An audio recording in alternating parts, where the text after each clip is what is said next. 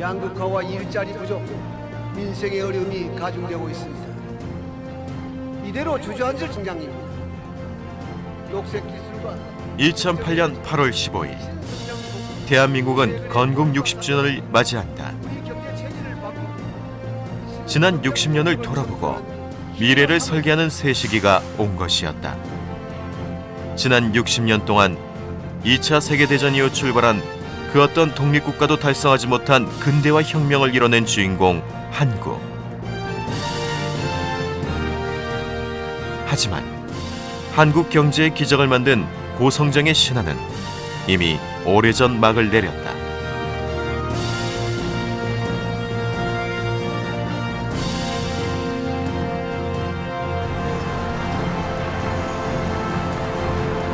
에너지 수요의 거의 100%를 수입하는 한국은 에너지 안보의 취약성이 더 커졌다. 또한 전 세계와 함께 온실가스 배출에 기인한 기후변화라는 불편한 진실을 마주하고 있다. 이 어려운 문제를 풀 수 있는 방법은 과연 무엇일까? 지금부터 이명박 정부가 보여준 그 해답을 찾아보려 한다.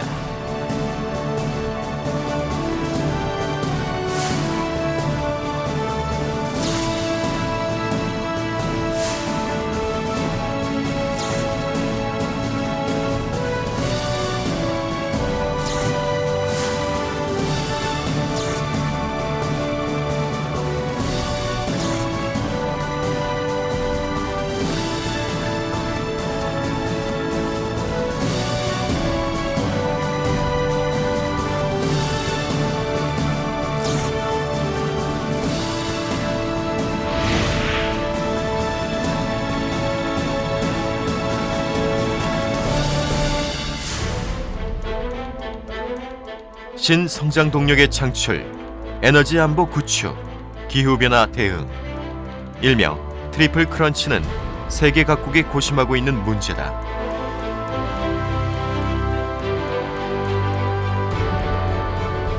그중 기후변화는 전 세계가 공통적으로 직면한 문제로 이를 그대로 방치할 경우 기후변화에 의한 비용이 전 세계 GDP의 20%에 달할 것이라는 연구 보고가 있다.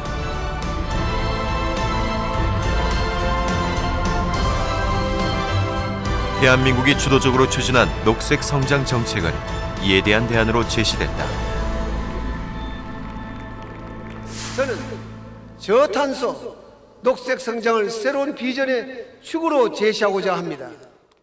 다음 세대가 10년, 20년 먹고 살 거리를 만들어내겠습니다. LG 시장 역시 금년까지 공공기관 지원 프로그램의 한도 이명박 대통령이 국가 발전의 새로운 패러다임으로 선포한 저탄소 녹색 성장은 대한민국의 다음 60년을 향한 새로운 꿈을 담기 위해 창안된 표현이자 시대의 전환을 알리는 신호탄이었다.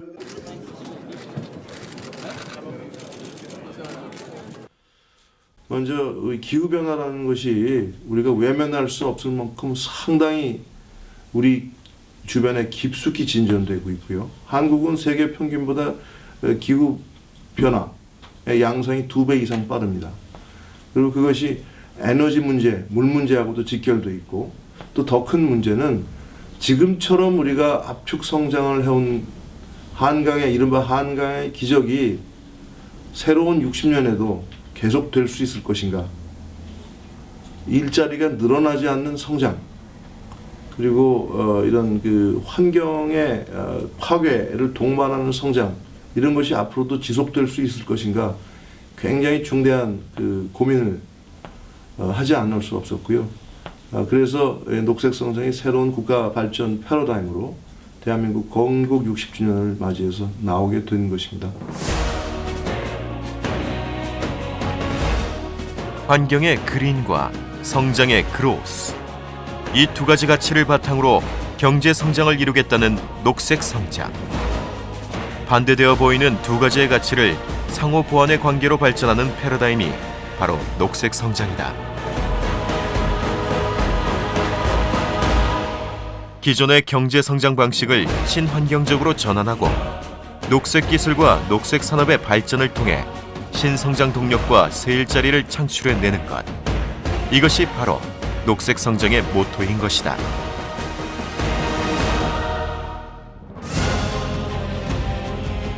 저탄소 녹색 성장 기본법이 여야 만장일치로 국회에서 통과된 후 정부는 곧바로 녹색 성장 정책을 총괄하고 각 부처 간 정책을 조율하는 녹색 성장 위원회를 출범했고 녹색 성장 5개년 계획 수립에 들어간다.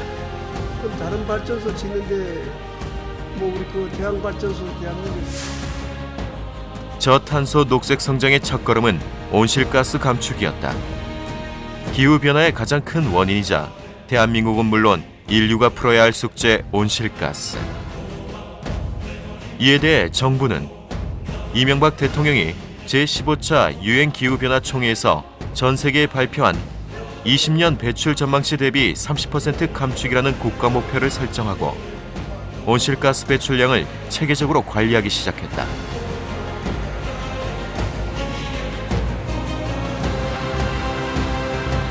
기업들은 온실가스 감축에 필요한 새로운 추가 설비 제정과 탄소세 납부 등의 이유로 기업 경영이 흔들릴 수 있다는 우려 등 온실가스 정책에 대한 부담을 가졌다.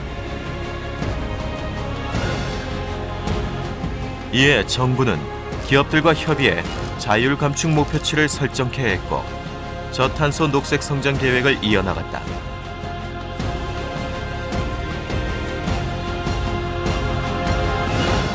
지금 전 세계적으로 보면은 그 석유에서부터 오는 그 위기를 새로운 에너지를 찾아서 대체 에너지로서 가야 된다는 것이 대세이기 때문에 우리나라 기업들도 언제까지 계속 안 된다라고 하기보다는 외국 기업들처럼 그 선제적으로 또는 선도적으로 조금 전향하는 다른 모습을 좀 보일 필요가 있어요.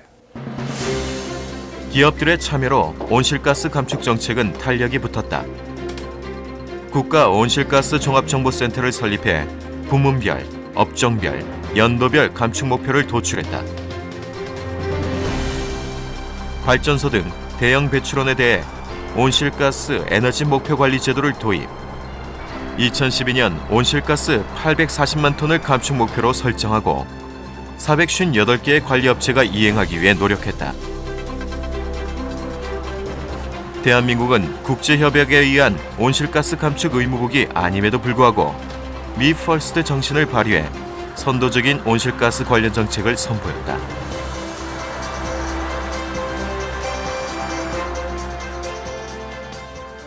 JCPI라고 해서 기후변화 대응지수 2011년 보면은 그 중에서 그 정부의 정책 의지를 나타내는 그 지표는 단연 높습니다. 2위거든요.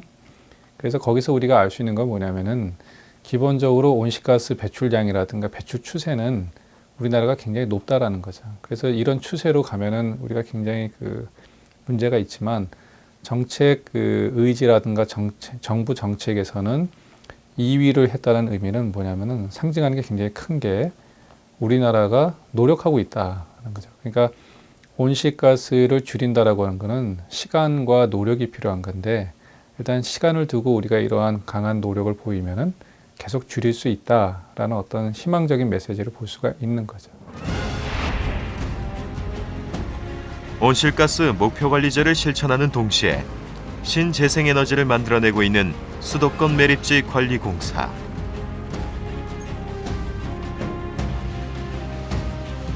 CDM, 즉 온실가스 감축을 위한 청정개발 체제를 도입한 이곳은 폐기물을 매립하는 과정에서 발생한 메탄가스를 활용 가능한 연료로 전환해 처리장이나 보일러 등의 발전 연료로 사용하고 있다.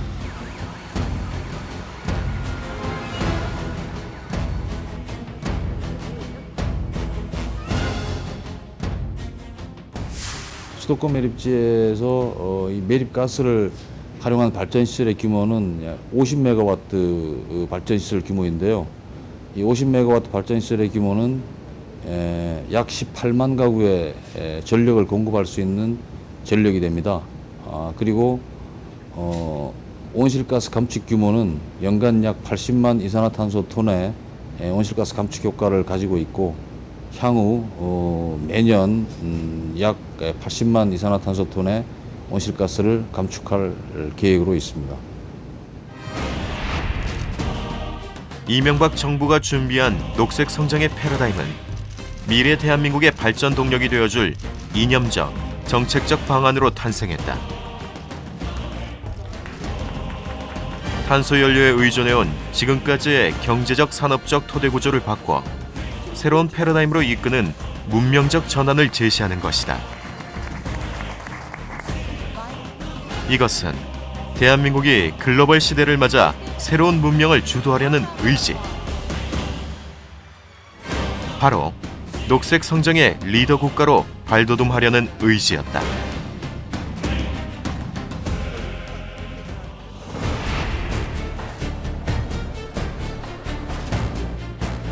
정부의 녹색 성장 선포 이후 눈에 보이는 성과들이 나타나자 기업 또한 녹색 성장에 팔을 걷어붙였다. 국가 GDP의 2%를 녹색 기술 및 산업에 투자한 정부 정책에 힘입어 2008년부터 2011년까지 3년간 30대 그룹 녹색 투자 총액은 15조 1천억 원 규모로 연평균 74.5%라는 높은 증가율을 보인 것이다. 국가적 정책과 더불어 기업의 녹색 바람이 일어나자 자연스레 경제적 효과는 물론 일자리 창출도 따라왔다.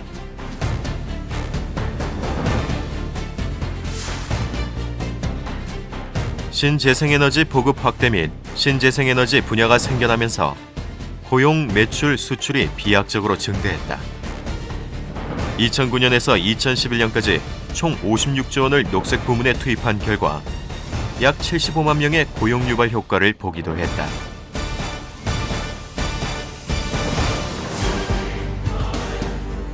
녹색 성장 정책이 추진되는 동안 한국은 세계 두 번째로 양산형 고속 전기 자동차를 개발하고 스마트 그리드 선도국으로 지정됐다. 또한 후발주자였던 한국은 LED, 2차 전지 분야에서도 세계적인 경쟁력을 자랑하게 된다.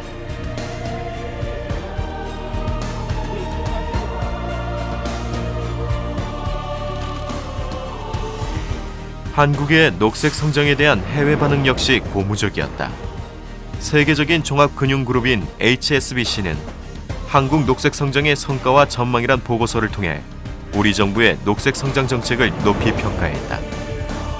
이렇듯 한국은 정부의 적극적인 투자와 산업계의 발빠른 움직임으로 짧은 기간 내에 세계 수준에 근접한 녹색 기술력을 보유하게 됐다.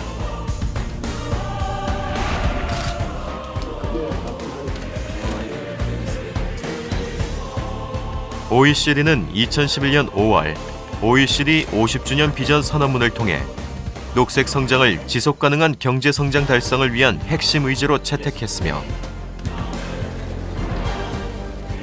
2010년 서울 G20 정상회의에서는 각국 정상들의 합의문에 녹색 성장의 확산을 지지한다는 내용을 포함시키기도 했다. 또 UN 세계 녹색 경제 전략 사업의 첫 국가 보고서로 한국 녹색 성장 보고서를 발간하는 등 녹색 성장은 국제 무대에서도 선도적인 모범 사례로 평가받고 있다.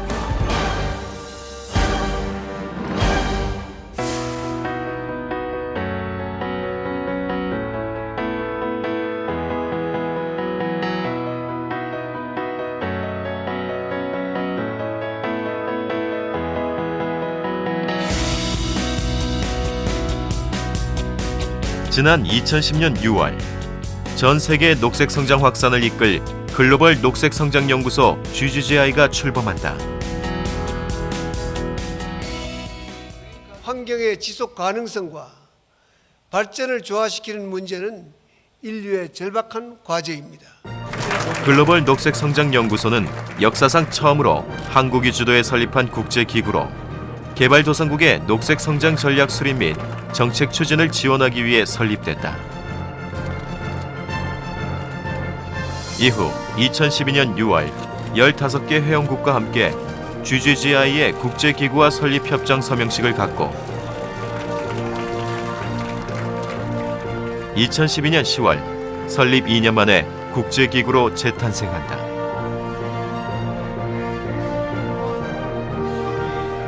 이에 공식 명칭 또한 글로벌 녹색 성장기구로 개정하기에 이른다. GGGI의 국제기구 설립은 우리나라가 녹색 성장이라는 의지를 주창하고 국제사회의 지지와 지원을 이끌어낸 우리가 주도한 국제기구라는 점에서 특별한 의미를 가진다. 한국은 기변에 대응하는 기술센터와 네트워크를 설립한다는 소불치가 최종. 또한 이명박 정부는 지구촌 기후변화 대응과 녹색 성장을 실천하기 위한 구체적인 방안으로 동아시아 기후 파트너십을 마련했다.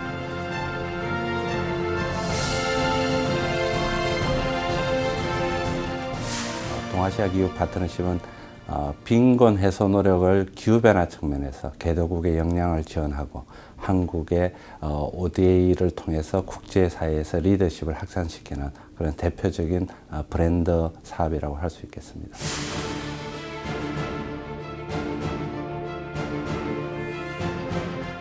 현재 10개국에서 21개의 사업을 펼치고 있는 동아시아 기후 파트너십. 급속한 산업화로 빠른 경제 성장을 이뤘지만 기초 인프라 부족으로 물 부족과 자연재해 대응에 취약한 아시아의 개발도상국을 택해 그 성과는 더욱 크다고 볼 수 있다.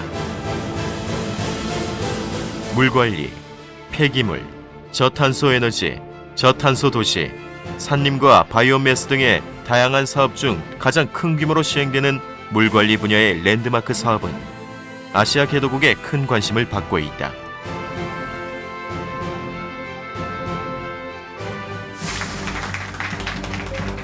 (2012년 10월 20일) 녹색 성장을 향한 이명박 정부의 노력들은 녹색 기후기금 본부 유치라는 놀라운 성과를 이뤄낸다. 녹색 기후기금이란 개도국의 온실가스 감축과 기후변화 적응을 지원하는 특화 기금으로 환경 분야의 세계은행으로 불리는 기구다. 사실 우리나라의 경제 규모는 세계 11위에서 12위 정도 아주 선진국 수준의 경제 규모를 자랑하고 있습니다. 그런데 거기에 비해서 UN 국제기구 유치라든지 그런 점에서는 국격에 걸맞지 않게 상당히 좀 이렇게 부진한 측면이 없지 않아 있습니다. 그래서 이번에 194개국이 가입된 국제기구가 대한민국 인천에 오므려 해서 대한민국의 국격이 향상되면 물론이고요. 이명박 대통령은 2011년 11월 대외 경제장관 회의를 통해 녹색 기후기금의 한국 유치 추진을 결정한 후 국제사회에 한국의 유치 의사를 지속적으로 표명해왔다. 하지만 경쟁 국가는 환경 분야의 최고 선진국인 유럽의 독일이었다.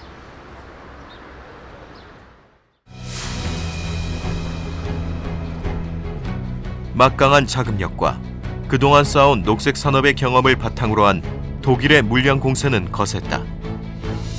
하지만 이명박 정부는 포기하지 않았다. 기획재정부, 환경부, 외교통상부가 역할을 나눠 24개 GCF 이사국을 직접 상대하며 한 표씩 끌어들였고, 특히 이명박 대통령의 맨투맨 외교는 결정적이었다.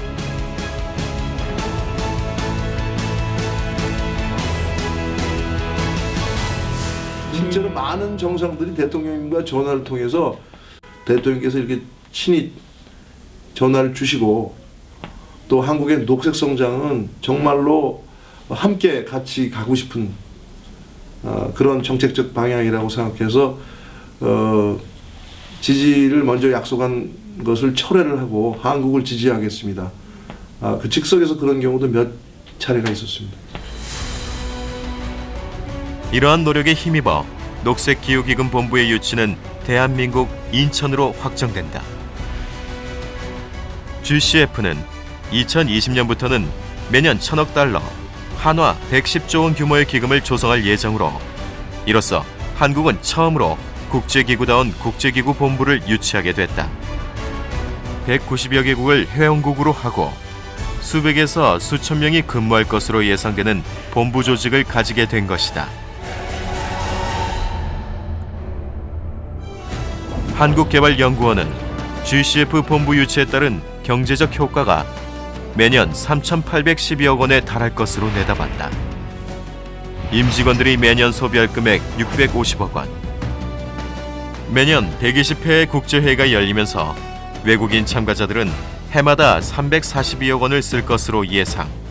3년간 1조 원이 넘는 부가가치가 창출되는 셈이다.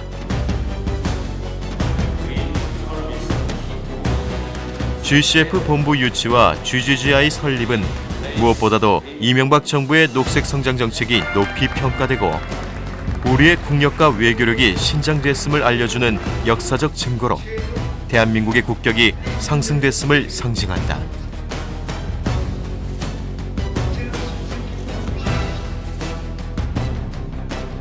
한국 주도의 국제기구인 글로벌 녹색 성장기구 GGGI의 출범, 환경 분야의 세계은행으로 불리는 녹색기후기금 본부의 유치, 그리고 2012년 3월에 개소한 녹색기술센터 GTC까지 전략, 재원, 기술의 삼박자를 갖춘 그린 트라이앵글이 완성됐다. 이로써 대한민국은 명실상부한 녹색 성장의 중심 국가로 자리매김하게 된 것이다.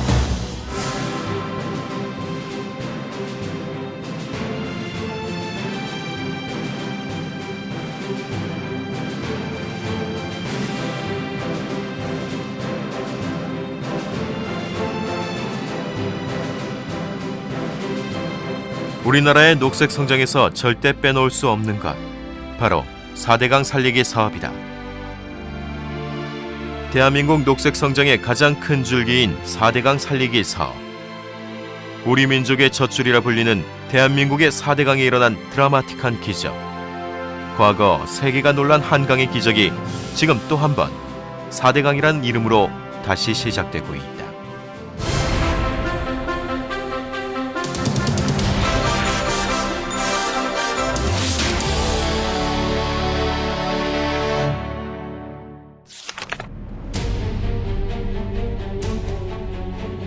(21세기) 들어 전 세계는 기후변화에 따른 다양한 문제에 직면하게 됐다.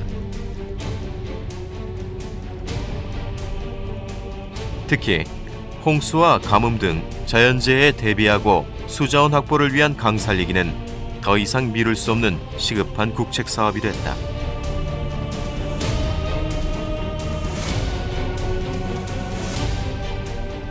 신성장 동력과 일자리를 창출. 이명박 정부는 녹색 성장의 기조에 맞춰 이수, 치수, 수질 개선, 농지 개량 4가지에 초점을 맞춘 4대강 살리기 사업을 실행해 나간다.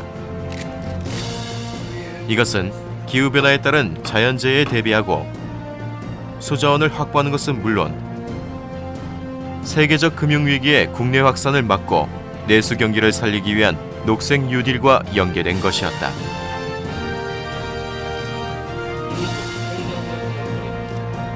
(4대강 살리기) 사업은 사업의 기본 목적인 홍수 대책 방지, 수자원 확보와 기후변화 대비 등 다양한 목표를 가진 범정부 프로젝트였다. 우선 국토해양부에서 추진하는 직접 사업으로 한강, 낙동강, 금강, 영산강에 16개 보를 설치했다.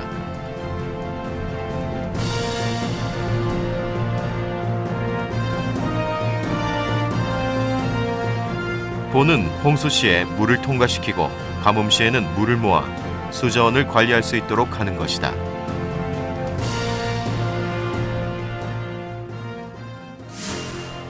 또한 4대강에 설치된 보는 저수로 한편에 소수력 발전소를 설치해 다량의 청정에너지를 생산할 수 있게 했다. 총 발전시설 용량은 소양강 댐의 발전 용량의 25%에 이르는 수준으로 추정된다.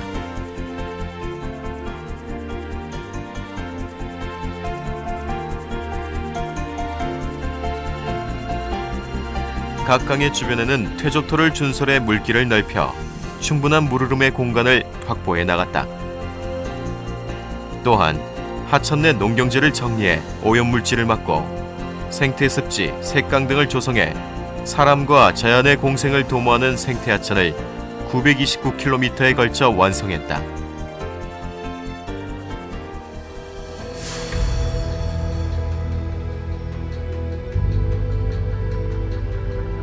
농림수산식품부는 농업용수 및 하천유지 유량 공급을 위해 농업용 저수지 96개의 둥 높이기 사업과 농지 리모델링 사업을 추진했다.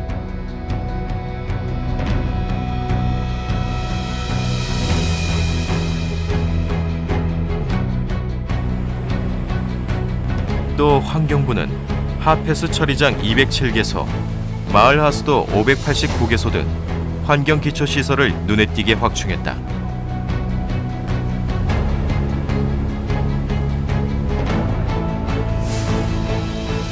그동안 자연재해가 일어나면 예방 투자의 중요성을 재확인하면서도 매번 투자 우선순위에 밀려 수재 대책은 방치돼 왔다.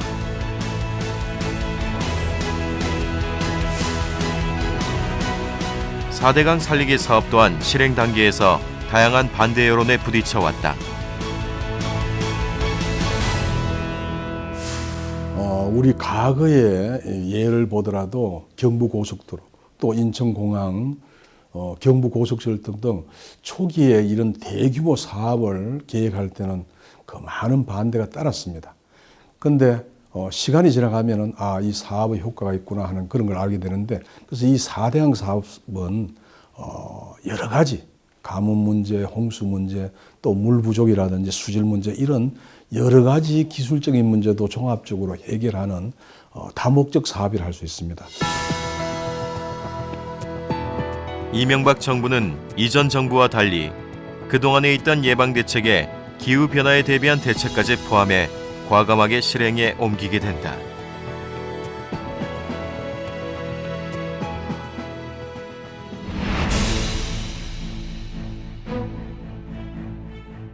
사대강 살리기 사업의 추진 이후 2011년 여름엔 평년의 2.5배에 달하는 대홍수가 있었고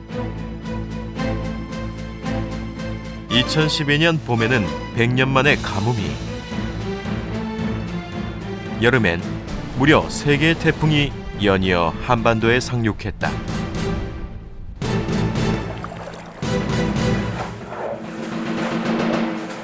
하지만 이런 기상이변에도 불구하고 그 피해는 4대강 살리기 사업 이전과 비교해 크게 줄어든 것으로 조사됐다.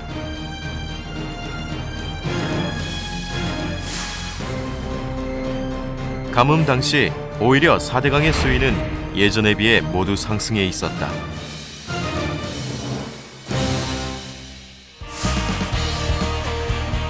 강에 설치된 보는 움직임이 가능한 가동보로 홍수 피해를 막고 가뭄 때는 물 공급을 할 수 있도록 했다.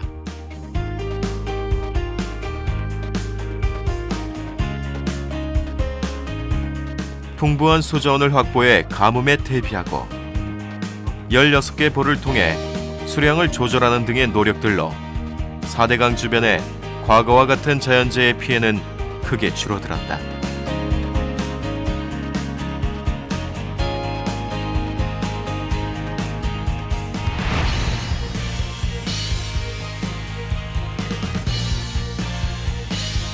매년 수해로 농사에 큰 타격을 입었다는 경북 상주의 한 농가.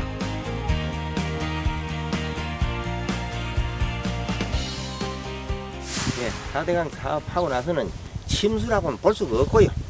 될 수도 없고 안 되고 또 그 정도로 좋고 비가 원래도 많이 왔습니다. 태풍도 3번이나 지나가고 이래도 오토바이로 나와서 물이 안 들어오겠네 싶어 나와보면은 강 저 아래 강바닥에 있어요.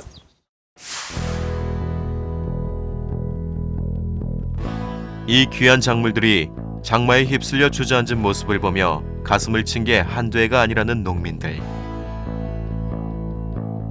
정부는 이곳에 강바닥에서 퍼낸 퇴적토를 이용해 제방변 저지대 농지를 높이고 배수로와 용수로를 새로 설치했다. 그렇게 공사가 끝난 작년 여름, 처음으로 수해 없이 한 해 농사를 마무리 지을 수 있었다.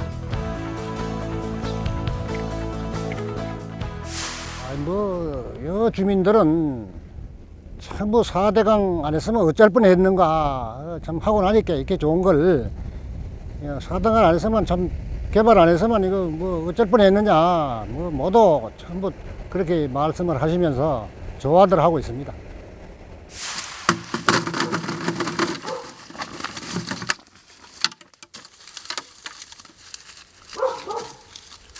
이제 수해와 가뭄 피해에서 한시름 던 농민들. 그동안은 상습 침수로 엄두도 못 내던 감자나 양파 등의 고수익 작물도 심을 예정이라고 한다.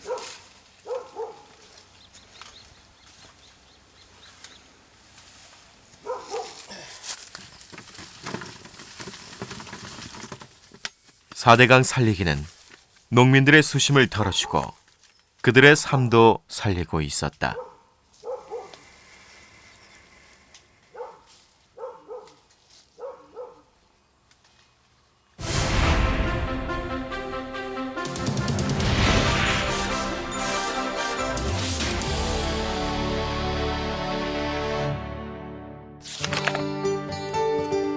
사대강 살리기 사업은 자연 생태계를 살리는 환경복원의 사업이기도 했다. 강바닥의 퇴적토를 걷어냄으로써 오염된 수질의 개선 효과를 얻을 수 있었다. 그 강에 퇴적토가 쌓이는 건 당연한데 다만 과도한 양의 이 퇴적토가 쌓일 때 생태적으로나 수질에 부정적인 영향을 끼칠 수가 있습니다. 과하게 퇴적토가 쌓이다 보면은 물이 들어가야 될 자리에 모래가 있는 꼴이기 때문에 사실 수생태계가 발생할 수 있는 용량이 줄어들게 되죠. 그래서 퇴적토를 걷어내서 물의 크기를 크게 함으로써 생태계를 건강하게 할 수 있는 거고, 그 경우에 따라서 그 퇴적토에 오염 물질이 들어있을 수 있습니다. 그런 경우에는 탁수라든지 수질에 직접적인 영향을 미치기 때문에 그 오염된 퇴적토가 바다로 자연스럽게 씻겨가지 않는다면 인위적으로 제거할 수밖에 없는 상황이지요.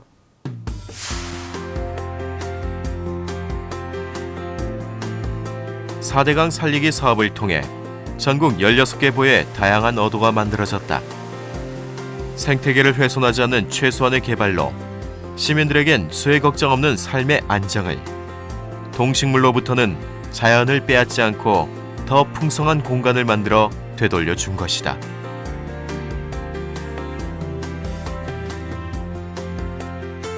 I think it appears that a great deal of effort has been made to recreate a natural ecosystem or a natural ecology, and the landscape of the riverside itself, you know, mimics, I think, the natural character and would really provide habitat for wildlife species that, you know, are near the water or wish to be near the water.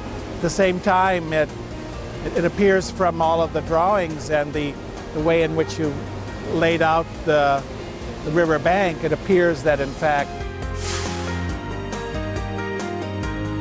국민에게 개방이 된 2011년 10월 22일 이후 많은 국민들이 강으로 몰려들었다. 개방 11개월 만인 2012년 9월 초에 방문객 1,000만 명이 넘어섰다. 국민들이 강으로 찾아오면서 그동안 버려졌던 강변도 활기를 되찾았다. 이제 4대강은 국민들의 쉼터로 21세기 신문화 발상지로 자리 잡아가고 있는 것이다. 과거 이 지역은 준술도 적치장으로 되어 있었습니다. 그래서 이곳에는 버드나무와 또 그리고 갈대가 자라고 있었고, 이 지역을 훼손한다고 환경단체 등으로부터 굉장히 많은 논란이 있었던 곳입니다. 그러나 지금은 저희들이 4대강 사업을 통해서 이 생태 호수를 복원을 했고, 또 지금 보시는 바와 같이 많은 새들이 찾아온 것을 볼 수가 있습니다. 그래서 저희들은 이 철새 도래지의 기능도 복원을 하고, 또 한편으로는 주변에 보시면 굉장히 많은 나무를 저희들이 심었습니다. 그래서 시민들이 찾아올 때 즐겁게 자연을 즐길 수 있도록 그렇게 배려를 해서 이 사업을 완료했습니다. 특히 가장 많은 변화를 이뤘다고 평가받는 경기도 여주의 이포보. 누리꾼들이 뽑은 가장 아름다운 보로 선정되기도 한 이포보는 이제 을씨년스러웠던 과거의 모습은 찾아볼 수 없다.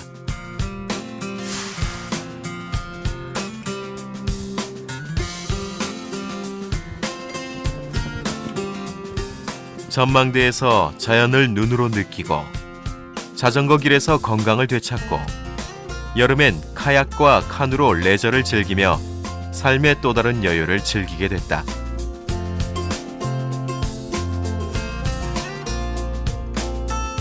수변 공간 디자인이 완성되고 오토 캠핑장이 개방되면서 더욱 활기를 찾은 이포보. 주말엔 늘 예약이 꽉 찰 정도로 국민들의 많은 관심과 사랑을 받고 있다.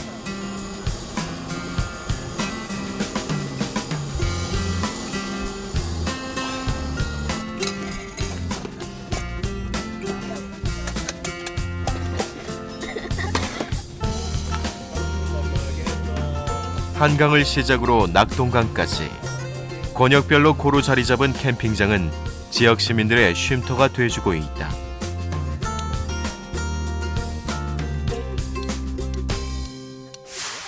여기는 일단 경치가 4대강을 개발을 해서 이게 부설로 만들어진 단지 조성으로 만들어진 이 캠핑장은 신설돼서 단지가 계획적이고 다른 일반 사설 캠핑장보다 단지 조성이 잘 돼 있기 때문에 캠핑을 이용하는 데는 좋고요.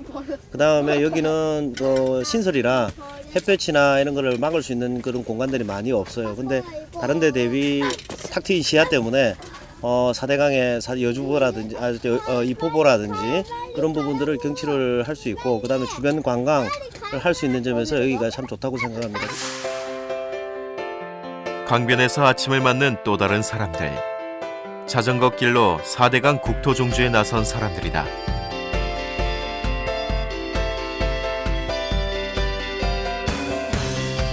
(2012년 4월) 개통 후 11월 말까지 4대강 자전거길 이용객은 무려 148만 명에 달한다.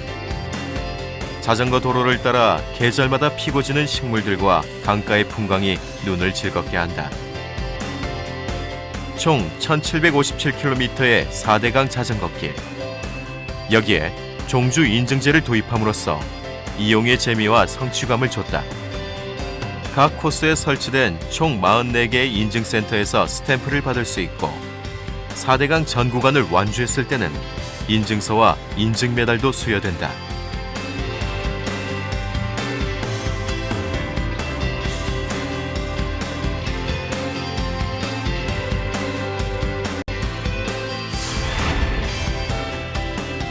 외국인으로선 처음으로 자전거길 국토종주를 한 전 주한미국 대사 캐슬린 스티븐스. 종주를 마친 그녀는 자연과 역사가 있는 세계에 유례없는 우수한 시설이라 평하기도 했다. 오히려 이제 해외에서는 그 지금 4대강 사업에 대해 좀 더 긍정적으로 지금 생각을 하고 있는 것 같고 객관적인 차원에서 이제 접근하는 것 같습니다. 그래서 최근에 이제 뭐 태국이나 아시다시피 모로코와 같은 나라는 이제 4대강 사업 관련한 그 수자원 관리 시스템, 기술, 그리고 노하우 이런 것 등에 상당한 관심을 보이고 있고 평가도 지금 굉장히 긍정적으로 하는 것으로 언론에 이제 보도된 바 있습니다. 국제사회 역시 대한민국 4대강의 놀라운 변화에 대해 높은 평가를 아끼지 않았다.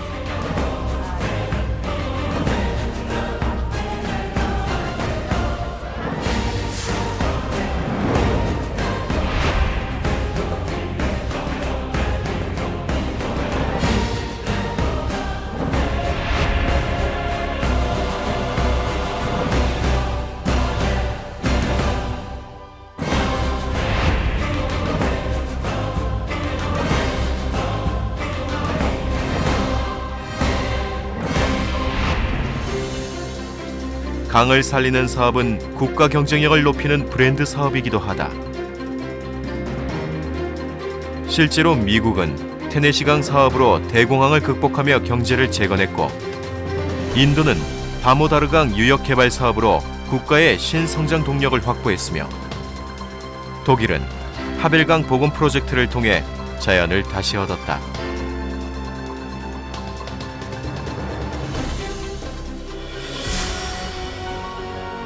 이명박 정부와 함께 새로 태어난 4대강은 생태보건, 재난방지, 기후변화 대비를 넘어 관광 문화 등 사회경제 여러 분야로 파급돼 대한민국의 제도약을 이끄는 그린 인프라가 됐다. 국토의 70%를 차지하는 4대강 유역을 정비함으로써 그동안 산업화를 거치며 방치되어 있던 국토를 재창조하고 지역 경제를 활성화시켜 국토의 균형 발전이라는 장기적 발전 목표까지 현실화시킨 것이다.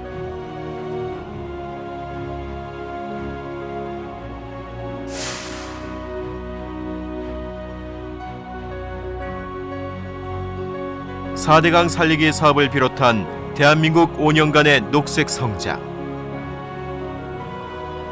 우리는 그 속에서 다음 세대의 미래도 함께 볼 수 있었다. 자연은 잠시 후세에서 빌려온 것이라는 말처럼 녹색 성장이야말로 우리의 미래를 고민하는 가장 좋은 대안이 아닐까.